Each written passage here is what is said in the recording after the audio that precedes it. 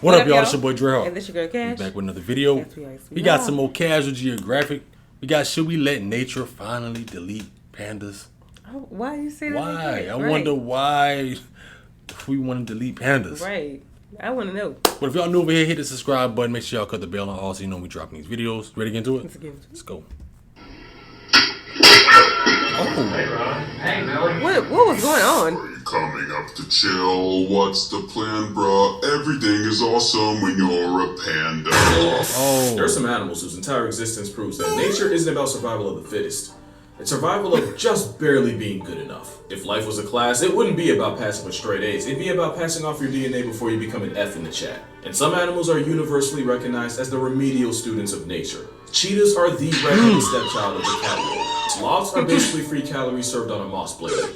And roasting koalas is considered low-hanging fruit only because they happen to share the same IQ. And also because they put the mid in chlamydia. And it seems that everyone can agree that pandas are egregiously bad at pandaing, and that we as a society need to stop being this biracial Winnie the Pooh's crutch and just let nature finish what it's clearly started. But are pandas really that bad? Did we successfully gaslight the barcode bears of the world? Or do pandas really profit off the most OP pretty privileged genjutsu nature's ever seen? To find out, first we gotta lay out all the factors that make the Try to Panda challenge virtually impossible. But before that, this video was sponsored by absolutely no one. Let's get it. You already know that the panda's biggest problem revolves around it being a bamboo sink. 99% of the things that meets this oversized equality hamster's gullet is bamboo. Despite clearly being designed with carnivore software, it's the koala problem of building your entire meal plan around something that gives you very little back. Which is why pandas can spend up to 16 hours a day eating something they can only digest 17% of. The very definition of injustice is that when you Google sloth bear, this monochromatic try-hard vegan doesn't show up, since their diet of scarfing bamboo often leaves them with very little energy for anything else. So to accommodate this self-imposed energy budget,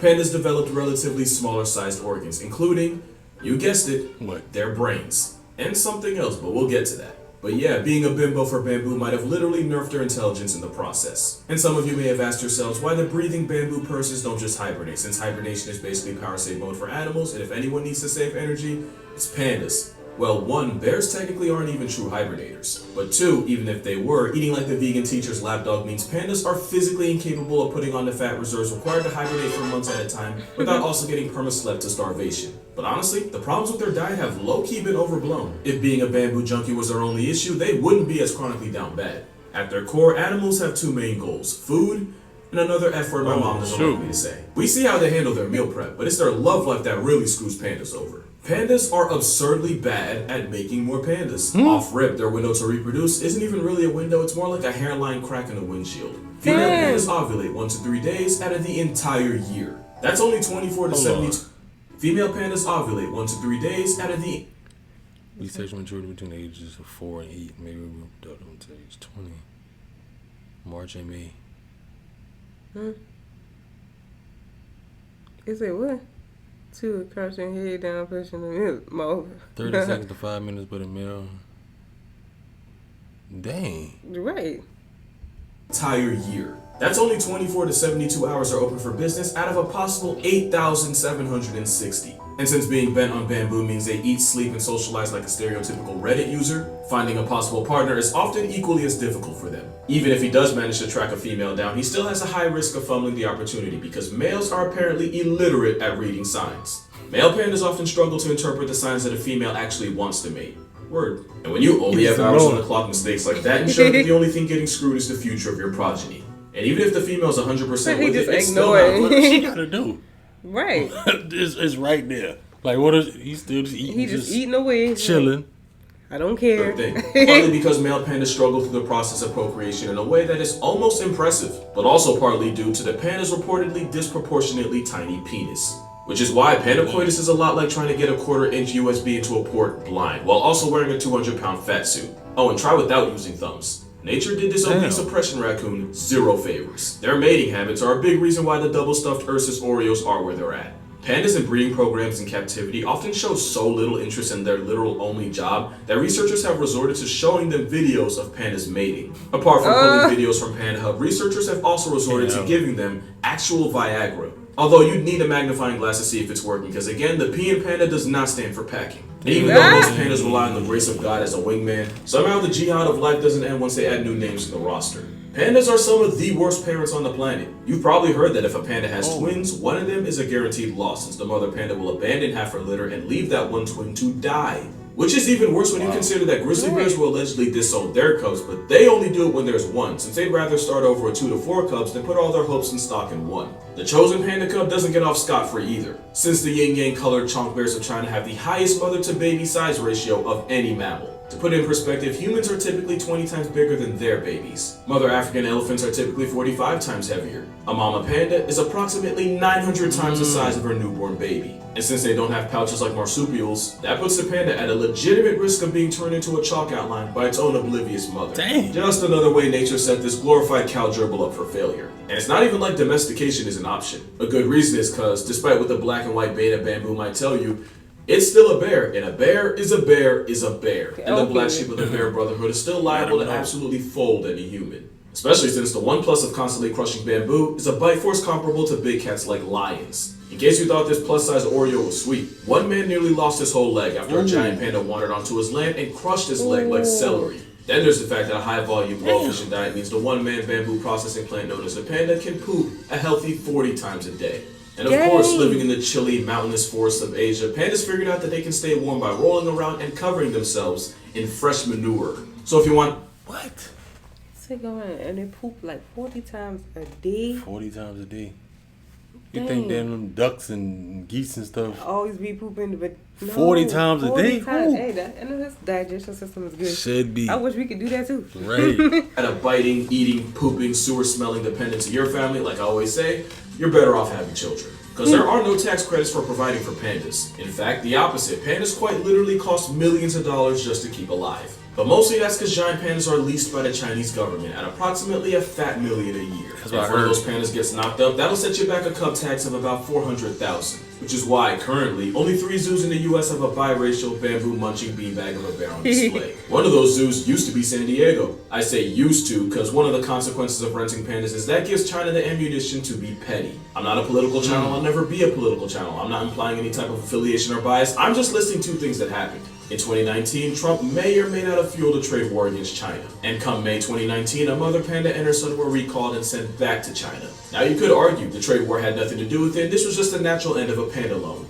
But 10 years earlier in 2009, Taishan the panda was deported not long after Obama met with the Dalai Lama. The Dalai Lama is, as far as China's concerned, an op. So my working theory is China uses pandas for diplomacy, but also as a vehicle of petty punishment. That's not really the pandas' fault, but at this point we might as well hold it against them too. We didn't even mention the fact that pandas aren't even really pandas. When zoologist Frédéric Cuvier first used the word panda in 1825, he was describing the red-headed raccoon we call the red panda. The furry orca known as a giant panda wasn't named until much later, and it only got its name because at the time they thought it had a lot in common with the red panda. Turns out, they're not even close to being related, meaning this overgrown zebra yogi isn't even the original panda. And the fact that its monochrome mugshot shows up first when you type panda and not live-action Shifu is one of the biggest injustices of nature. This is the OG panda, but the newspaper-flavored cloud-guzzling frost took up just enough space to convince the world otherwise. So obviously pandas have their problems, and you can argue that their best trait is being a luck merchant.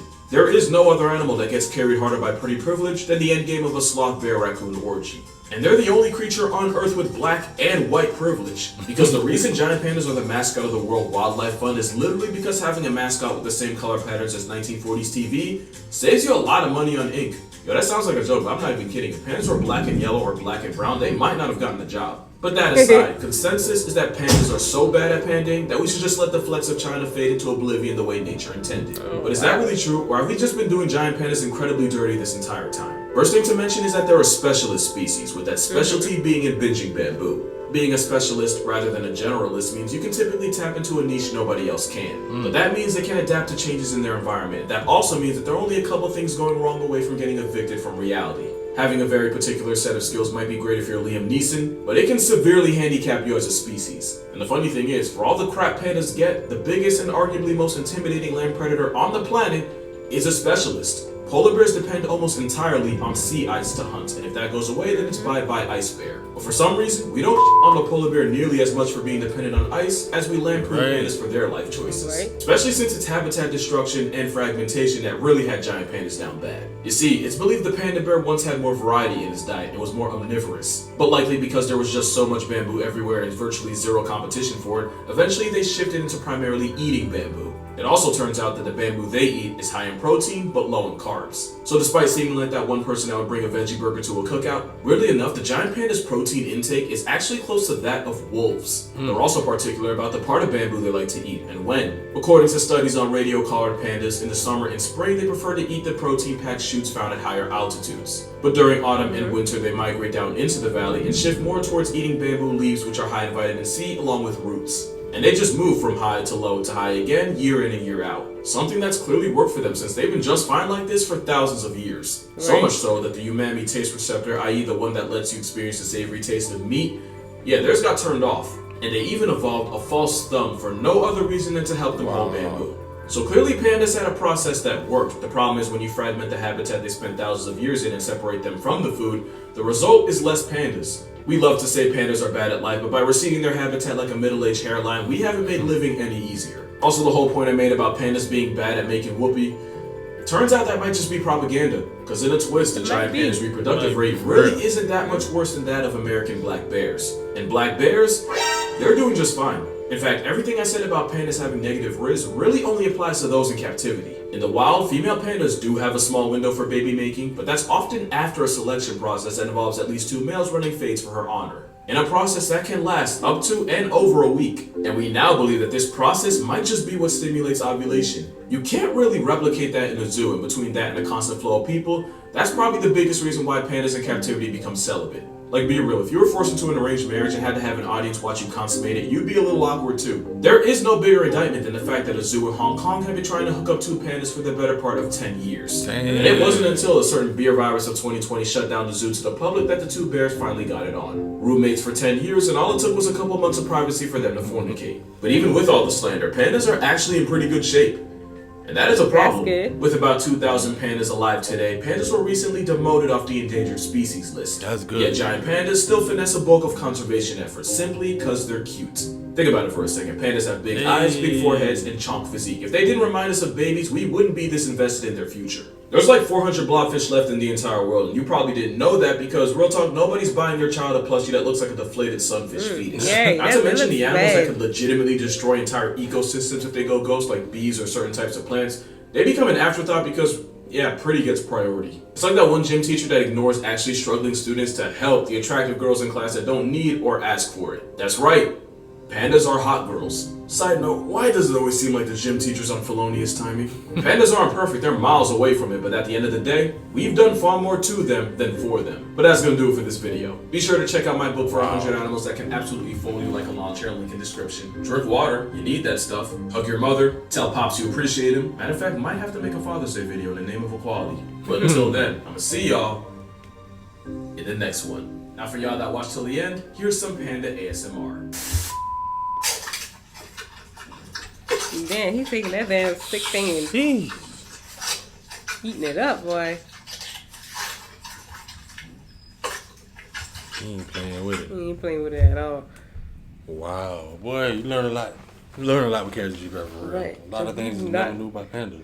And we do not need nature to delete pandas. We gotta keep them here. They're so. They look funny. Right, they do funny things, and the things I didn't ever know that they don't really mate like that. I guess because they pedo back and they ain't big enough. Damn, so boy, somebody call you a little panda boy. Little panda, right? Little panda boy, you better know you ain't working with something. Right.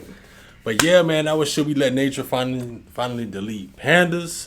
Make sure y'all subscribe to the channel. Let us know how y'all feel below. Don't forget to hit that bell. And we about to get out of here. It's storming, so we catch y'all next video. Catch y'all next one.